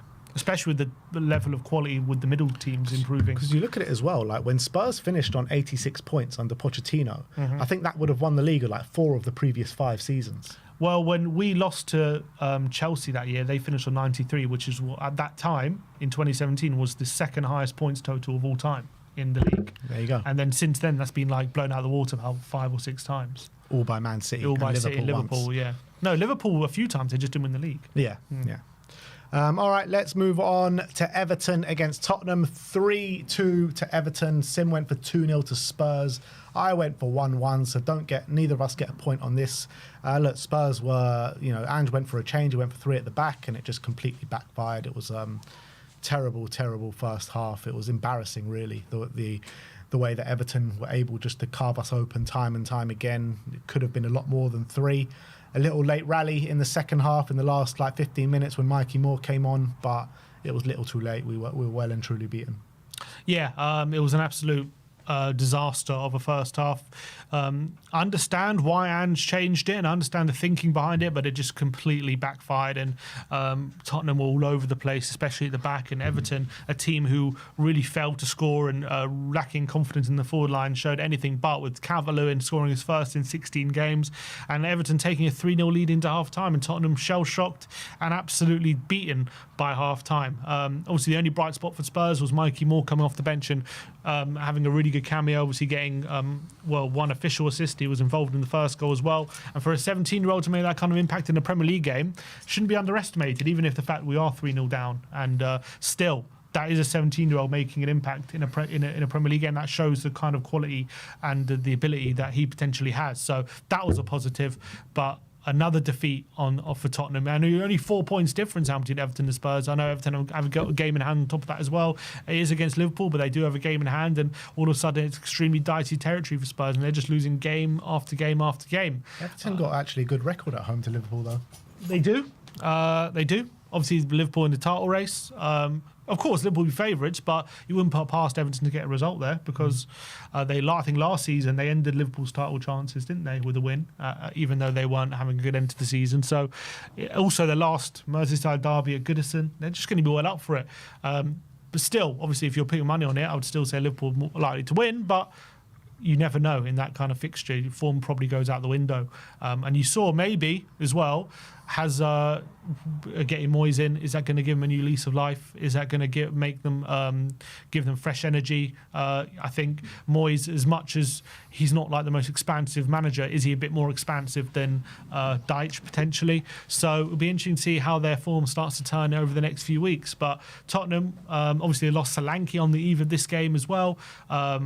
Just losing players left, right and centre, losing games, and Ange is under serious pressure. Serious pressure. Yeah.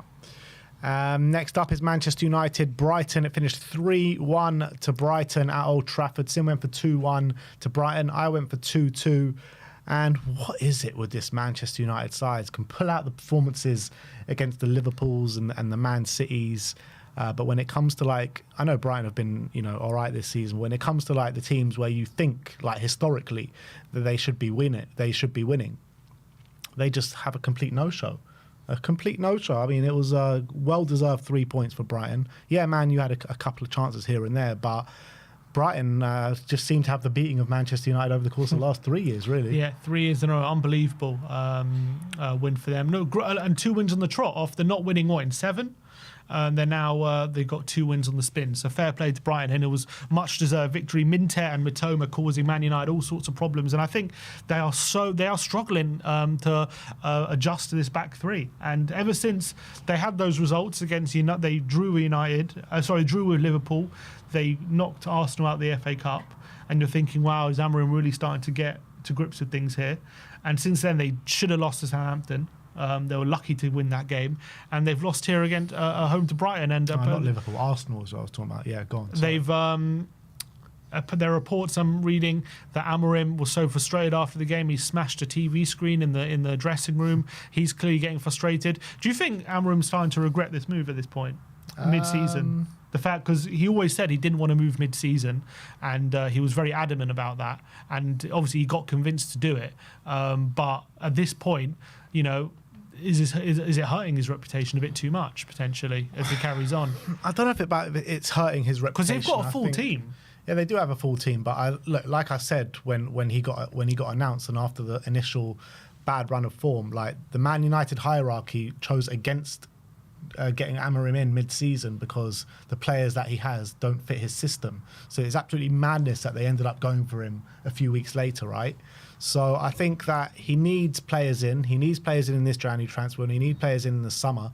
Whether it's hurting his reputation, I don't think so, because I think you're looking at the managers that have come into Manchester United and failed. I just think it's just there's a long list right now.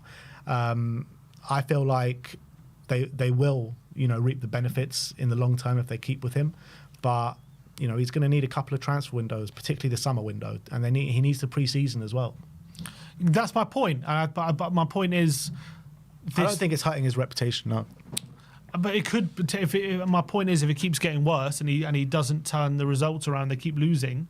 Especially when they've got a full. If they're not going to get signings and they've got a fully fit team, so it's not like he can blame injuries or anything like that. It could hurt his reputation if he ends up getting sacked at some point this season. I feel like what's he gained from coming in mid-season?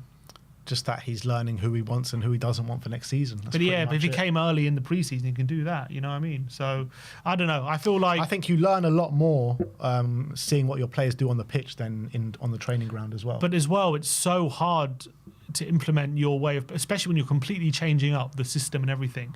When you're doing it mid-season, when you're playing every 3 days, they're in Europa League just like us. They were in the Carabao Cup up until we knocked them out. They're playing so often. It's hard, he's admitted he's only getting 1 day on the training pitch pretty much a week with these players right now to try and implement it. And I think it might be alternative solution. Just keep Ten Hag. And what you got to learn with that? They wanted him sacked last season, and the FA Cup was the only saving grace. Maybe start with Rude. Yeah. What they should have done is sacked him in the summer.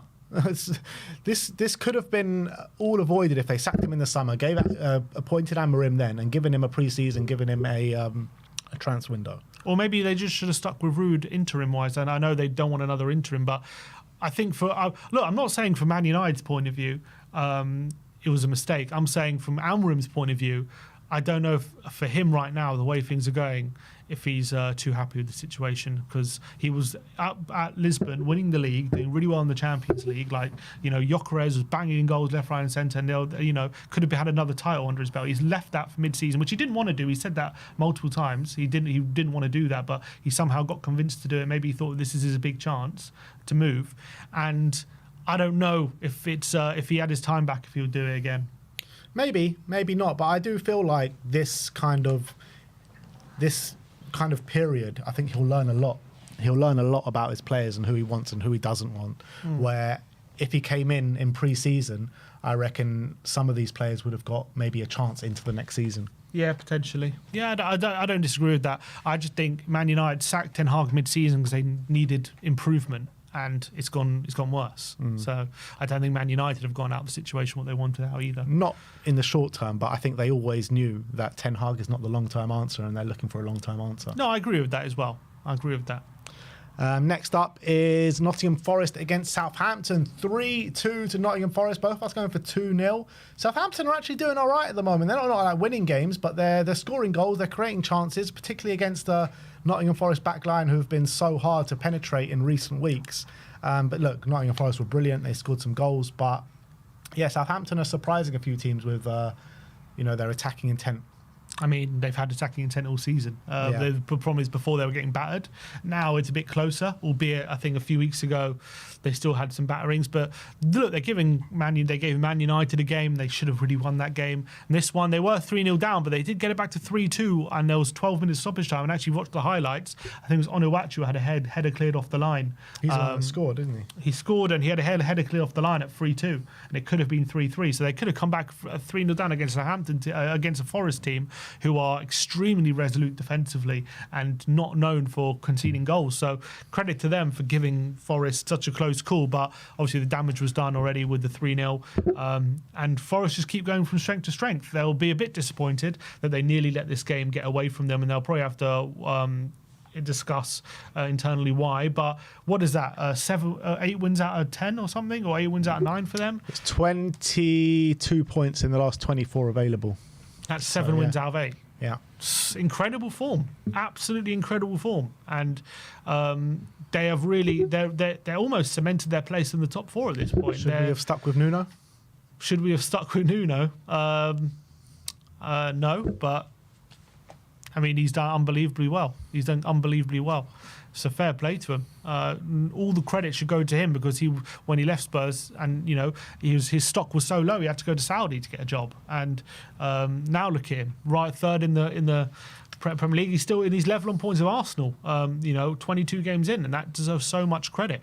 So fair play. They keep winning games, and they're shutting a lot of people up. And right now, they're 6 points clear of City in the race for the top 4. So.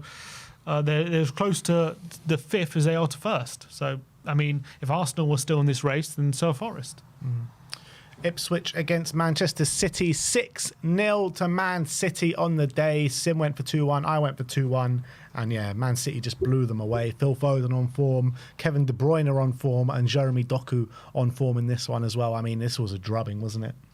Absolutely. And Ipswich just were on the end of a hiding. Maybe there are signs of City really starting to get their act together a bit and starting to get consistent results and wins. That's now 3 wins in their last 4. I think since De Bruyne has come back in, Foden, you're seeing a lot better Foden in recent weeks. And it was always likely that his form wasn't going to carry on for the whole season, only scoring no goals. So he's now he must be on like 5 goals now this season. So he's really in recent weeks starting to bury them. He's starting to look like the old Foden, to be honest, in recent weeks. I think De Bruyne has really helped. Haaland's starting to get back on the score sheet. They've now got some new signings through the door as well. They didn't play in this game, but they've got Kuzanov. They just hired another midfielder today. They're getting more signings. So I think City will probably be all right. And we all know that City on their day can batter anyone, and that's what they did in this game. Ipswich just couldn't cope with what City had to throw at them. Delap and Hutchinson were just non-events in this one. They couldn't do anything to City, and it was an absolute annihilation. So good win for City. Ipswich, though, after an initial, after a brief period of beating Chelsea and drawing away at Fulham, you're thinking, are they starting to get results? I think they've been battered in the last couple. Not bad. They lost to Brighton 2-0, and now they've been battered this one. So it's always going to be the case when you're battling at the bottom. Just try and get results when you can, and it was a tough day for them. Yeah, it was a tough day. But Man City now, their next 4 games are Chelsea at home, Arsenal away, Newcastle at home, and Liverpool at home. Wow. I mean, if they can go on a big run there, can they creep back into this title race? No, I don't think I can, because 4 wins, don't do it. Unless Liverpool are going to drop in 3 points in 3 of those games, because they're 12 points away and Liverpool have a game in hand. If Liverpool win that, it's 15 points. I just can't see City catching Liverpool 5 games up. I just can't see that, to be honest. Even if they win every game from now to the end of the season. Probably, if they win every game from now to the end of the season, they might do it. How many points does that put them on? How many points does it put them on? There's 16 games left. So 16 times 3, so 48 plus 38. I'll put them on 86. I reckon it could do it. I'm saying it might do it, but they'll have to win every game from It'll be the end of the tight. season. Yeah. And I Which don't they know if probably they'll won't do do. that, yeah. You know what? They'll probably win those 4 games and then come to Tottenham and lose. Yeah, cool. That's probably going to happen. But let's go on to the last game, which was Chelsea 3, Wolves 1. Good victory for Chelsea. Back to winning ways. Wolves, a bit toothless in this game. Sim went for 2-0. I went for 2-2. It did look like Wolves could make a late rally towards the end. But, I mean, in the first half, definitely for the first 35, 40 minutes, it was just basically Chelsea just camped in the Wolves box, and Chelsea, didn't get as many goals as maybe they would have liked, or create as many chances they would have liked. But it was domination. Yeah, I think I didn't watch this game, unfortunately. I was out, but Chelsea, I've heard, struggled at points. Obviously, they got pegged back by Matt Doherty just before half time. I did see the goal, bad mistake from Sanchez. Again, he's a keeper. It's just a keeper. I'm not a massive fan. I don't think he's a fantastic keeper, but. Obviously, Chelsea did take the lead through Tosin. It was actually ruled out initially, and VAR gives it. But players, Cucurella, not for the first time in recent weeks, darting into the box, getting in on the end of things, and he gets his goal. And Madueke sealing it. And once it's 3-1, do you believe that Wolves ever had the firepower to get back in that game? Probably not. And it's a standard win for Chelsea. From what, again, I didn't watch the whole game. What I've been told wasn't a great performance, but they did get over the line, ended up winning the game 3-1. And after being winless in 5, sometimes it just takes a game like that where even if you haven't been great, you just get the points, and that can be enough. And they needed that win. They're back in the top 4 after it, so it's a big win for them. And after some seriously poor performances, maybe they can get back on track here. From Wolves' point of view, after an initial bounce by the manager, the last 3, I think they've conceded at least 3 goals in the last 3 games. So their form is getting 3 to worse Forest, again. 3 to Newcastle, 3 to Chelsea, albeit 3 good sides. Yeah, but still, when you're conceding 3 goals in these games, You've got Arsenal next, and Arsenal Villa now, after that, So and Liverpool after that. as much as there was an initial bounce, I don't know how much help this new manager's done for them. We'll have to wait and see in the next few games, but they're being helped by the fact that Ipswich are also losing games. They're only outside the bottom on goal difference, but it's going to be a real dogfight. I think Southampton are down, and I just think it's going to be 2 out of Leicester, Ipswich and Wolves who are going to go down, and Leicester is really struggling. And I think it might be just a fight between Ipswich and Wolves. To be honest, it might turn into that over the next few weeks. Yeah, but if anyone can just literally put a run of like 2 or 3 wins, they all of a sudden they could be looking really good. It's mad. Yeah, look, long way to go still. Only 22 games. So what is it? 16 games left of the season. Yeah. So I think potentially a lot of twists and turns left to come. But star men, Sim went for Morgan Gibbs-White, who got an assist on the day, and I went for Paqueta, who got hauled off after 55 minutes. So he got absolutely nothing. So we end up this week with a 17-point gap. Sim did close it a little bit. But we'll be back on Thursday for our new round of Premier League predictions. So thank you, everyone, for joining us. There were a super chat, which I'll get to, from Seb Wolf saying, "We've been shit, Sim. Stop the nonsense, brother." I didn't deny we've been shit. I'm saying the statement from Ben was, since the first 10 games, we've been shit. I disagree with that. As I've said, after the first 10 games... which we were good. We then obviously had that little bit of an injury crisis in that little period where we then ended up losing 4 of the 5 games, drawing 1 against City. After that, For the next 16 games, we won 10 of them, drawing 3 and winning and losing 3. So that was actually top 4 form we showed in those next 16 games. So that wasn't shit. And to do that in his first season was pretty good, actually, considering we had that injury crisis. So we did turn it around. And then we ended the season, I think the last 6 games of the season, we lost quite a few heavy ones. And obviously we did play the top 5, but we lost them quite heavily, and it was a really poor end to the season. So no doubt about that. But again, you can't just take away that other bit because it doesn't suit the narrative. We were in top 4 form for a good period of that season after the first 10 games. So you can't just completely wipe that away, in my opinion. But we had a bad end to the season and we ended up finishing 5th. I think that was a fairly decent finish in terms of the position. And then this season, after a sloppy start in results-wise, where maybe our results didn't really match the performances. We then went on a run of 9 wins in 11 games, and again we started to play well. I thought we were playing well at times, and then we had a couple of sloppy results against Palace and Ipswich, which was not great, and then we got hit with a massive injury crisis, which has really derailed us. And as I've said, but before the injury crisis, in terms of the points per game we were on, we was at 1.67, which would be 36 points right now, which would be kind of 8th, 2 points off 5th. So we wouldn't be in a disastrous situation if we kept up that kind of. It wouldn't be perfect, don't get me wrong, but it wouldn't be this disaster. But we got hit with this injury crisis. We're losing players left, right, and centre. For 2 or 3. It's coming up on 3 months.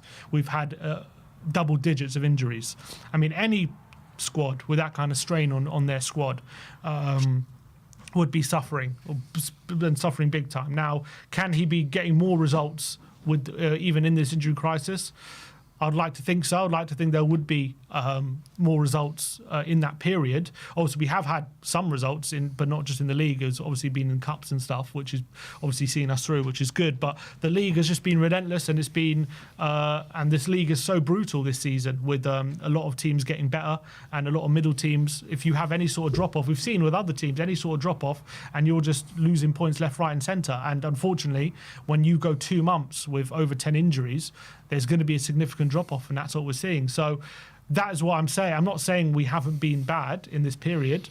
My just contention was, since the first 10 games we've been shit. I disagree with that. I'm not saying we haven't been shit for a while, because we have. But my point is, I disagree with the statement that since the first 10 games we've been shit. I mean, just look at wins and losses, just pure results from that point till now. Just broke it down very specifically. Yeah, and if you actually look at the numbers of how many wins and how many losses, I think we had more losses than wins since that period. Yeah, mainly because we've just lost 10 in a row. But still, even up to the point, what was the wins versus losses? It was still not a great ratio. I mean, I don't think I can break it down any more specifically than I did. But I'm saying the pure results from the first 10 games up until even to the injury crisis wasn't great. Pure results. I told you. I mean, you gave me periods, yeah, and you just. I gave you every single period. I gave you every single period. I don't think I could break it down any more than I did. You don't need to break it down. I'm telling you that the results have not been good enough. Yeah, we might have gone on strings of results in certain moments of time, but on a whole, when you're looking at it on a whole, on a bird's eye view, it's not been good enough. Yeah, I don't disagree with that. I'm just saying, I gave you all the context. And look, people are watching. I gave all the context that people can have. We've gone through good periods when we have gone through bad periods. Overall, it's not been good enough, but I do think a large part of that is because the form we've been on in the last 2 months. As I've said, if the form carried on from the beginning of the season, yes, we were losing too many games, but in terms of we were also winning games, and we were winning games fairly consistently, yes, it was kind of 1 win, 1 loss, but in this kind of season, that wouldn't have put us in a horrific position if we would have carried on that kind of form. We're in the position now because of the injuries. As I've said, last season, people say after the first 10 games we were shit. It's not true, as I've broken it down. And overall, because of how we ended last season in the last 7 games, and because of this current losing streak we're on, that's caused the overall picture to look absolutely horrific. I don't believe if the situation were different, it wouldn't be like that. But that's the situation we're in, and we have to accept that and understand. I understand that situation, but I understand the context as well. I'm not saying everything would have been sunshine and roses if we had no injuries. I'm sure we'd also have disappointing results along the way there as well. I just don't think we would be in the mess that we're in now, and that's my opinion. So you're happy with his managerial, how he's done at Spurs, you know, if you take out of the injury crisis? Well, I don't know how it would be if we took out the injury crisis. Yeah, let's say before at the point of before the injury crisis, you're very happy with the way I wouldn't say very happy, but I don't think we'd be in the mess we are now. And I think we had shown signs of improvement. Actually, we wouldn't be in a relegation battle. I'll give you that. But no, we would still be in all the cups, and it would still be in fight for Europe. In all the cups. Yeah, exactly. And we would and I think we would still be in contention for Europe. 100%. I do think that. Yeah. And then I don't. And if that's the case, I don't think anyone's melting down. Yeah, I don't think we'd be in a top 4 fight. I think maybe a Europa League or I would say Conference League. The league is very tight in that top half, and I think if we didn't have this injury crisis, we'll probably be somewhere. I'd posit somewhere in between like 10th and 6th, and if we're there, you're still only. In terms of being close to that top 5, you're still not many points off that. So, where many other managers have been sacked for being there. So, in terms of the history of this football club, it's still sackable form. No, I disagree with that. It wouldn't be sackable form. Why not? It wouldn't be if we didn't have the injury crisis. Even before the injury crisis, we'd lost 6 or 7 games. No. How many was it? Because we just lost. I think we've lost 5. Okay, so 1 more loss than what I said. Yeah, but we'd also won games. We were winning games. Look, we've been through this 100 times. We lost to Newcastle, Arsenal, Brighton, Palace, Ipswich. Yeah, 6 games. Or was that 5 games? Whatever. Yeah, look, it's just not good enough, and we need. I just don't feel like Ange is ever going to do anything at Spurs, so I just don't understand what like you see or other people see in this project, or if you even want to call it a project. It's been derailed massively. I think I'm not saying, again, I mean, I don't know how many times I have to repeat myself. I'm not saying things were perfect before. We were still a young team. We obviously didn't do enough in the summer. We're still a team that was growing, and we weren't this perfect, well-oiled team yet. But we were still winning games, and when we were winning them with brilliant football and winning them well, and battering teams. We're still in all the cups, and I do think we would have been in that race for Europe if it wasn't for this. What's it called? Derailment of the injuries. Now we're in the position where we are because we've gone 2 months with double-digit injuries, and that's why we're in the position that we are. I do think if we can get over these injuries and get back to what we had, we can start winning games again, and we wouldn't be in the position that we are in. And I think the league, unfortunately, the damage has been done. I don't think we can get anywhere now in the league because of that situation. But I do think that if we can get our players back and get them back into some sort of form, then we can maybe do something in the cups. But with whether we can get there, I don't know at this point, and that's because the situation seems to be getting worse. And that's my only point. That's all I've got to say. All right. Well, there you have it. That. What's this one? Footy something says, Sim, will you ever say Ange out? He was very close after the Everton game. He was very close. If I believe it, I'll say it. He was on the brink. If I believe it, I'll say it. And Alex Humphreys says, surely Ange needs to take some blame for these injuries, style of play, lack of rotation and intense training. I don't deny that. I don't deny he takes some blame, but we've got 11 injuries or 12 injuries, and half of them are not because of that. So it's not all his fault, is my point. And also the fact that it's all happening at the same time, I don't think that's just always on him. And I've said last season, people say it's 2 injury crisis. Last season, again, it was 1 muscle injury. Madison was an ankle injury. It just happened during a game. The other players, Perisic did his ACL. In training. I don't think that's on Ange. Solomon, Lo Celso, Richarlison have always been injury-prone players before Ange even came in. So the fact that he's picked up injuries under Ange, again, I think it'd be unfair of me to lay the blame on Ange for them picking up injuries when they've always picked up injuries. So that's last season. This season, as I've said, a lot of them are not his fault.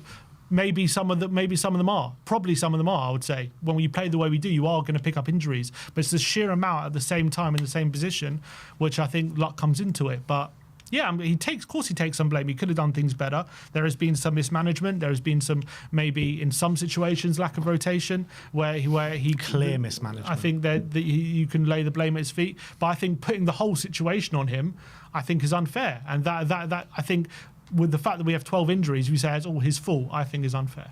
Who That's my says it's point. all his fault? Well, you want to sack him over it.